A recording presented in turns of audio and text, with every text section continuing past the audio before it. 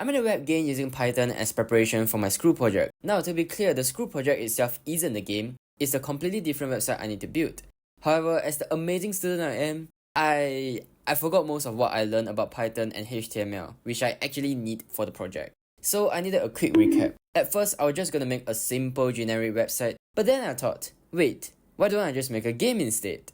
And here we are, let's get started. For context, I'll be using Python with Flask module and HTML. Then upload it to Python Anywhere so you can try it out. I don't want to use CSS as much as possible, but we'll use it when I must. But I'll absolutely not use JavaScript for very valid reasons. Being absolutely clueless on how to start, I reviewed my school notes to refresh my memory, and I was finally able to render this. I know, very impressive.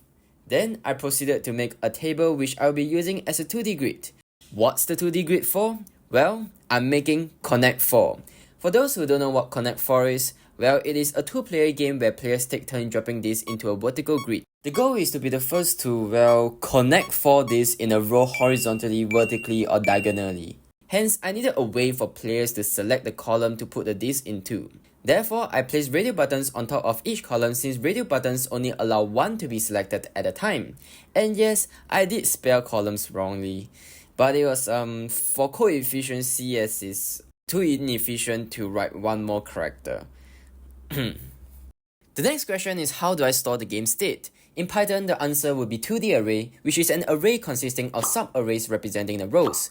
I could easily transfer these to HTML, but problems came when transferring back from HTML to Python because I've never learned how to do that before. So I had to research and was delighted when I found a solution, which is adding the elements in each row to the same variable.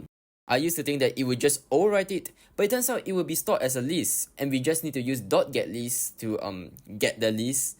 After successfully passing a list from HTML to Python, I was rather proud of myself as I remember attempting this in the past but couldn't figure it out. So I guess I got smarter, but was this really a smart move? We'll find out very soon. Then I implemented alternating turns between red and yellow and made it such that the disc would drop all the way down. Tired of looking at this white grid, I finally decided to add colors and also make everything more readable, which translates to just making stuff larger. Oh wait, was this? Subscribe. Afterwards, I tackled the algorithm for detecting 4 consecutive discs. I just checked if this is in this. Yeah, I was told I'm great at explaining stuff. At this point, I was already quite satisfied because I had accomplished the most complicated part of the coding, the algorithm. So I decided to polish things out and added a win display and wanted to add a reset button when someone wins, but couldn't get it working for a long time. So I just rewrote the code and it worked. I know it's like a meme in the coding community, but it is so true, man. I don't even know what the error was. Maybe a typo? Never mind that, it's not important anymore. I thought I was finished with the game, then I remember about the edge cases, like the players clicking the button without selecting a column, so I just added an error message to remind the player. Then there is also the edge case where players selected a filled column, so I just removed the button when the column is full. For the large edge case, which is when there's somehow a draw because the players are either too terrible or too good. Anyways, in the midst of coding all this, I found a really big mistake, which is just me forgetting about some diagonals. How did it happen? I don't know. But I fixed it by copy-pasting the code I wrote before and changed dump value. Now, it is like bad code because there's a lot of repetition. In fact, it is so bad that apparently colors doesn't exist anymore. I mean, I could just reopen the file for colors, but I'm too lazy for that. Remember how I said I felt smart writing the code for passing the grid from HTML back to Python? Well, it turns out it is all useless. I literally froze when I discovered when I could just use global variable for the 2D grid and simply reference the same 2D grid in Python. Yeah, kinda sad. Moving on, I proceeded to upload it to Python Anywhere and it worked.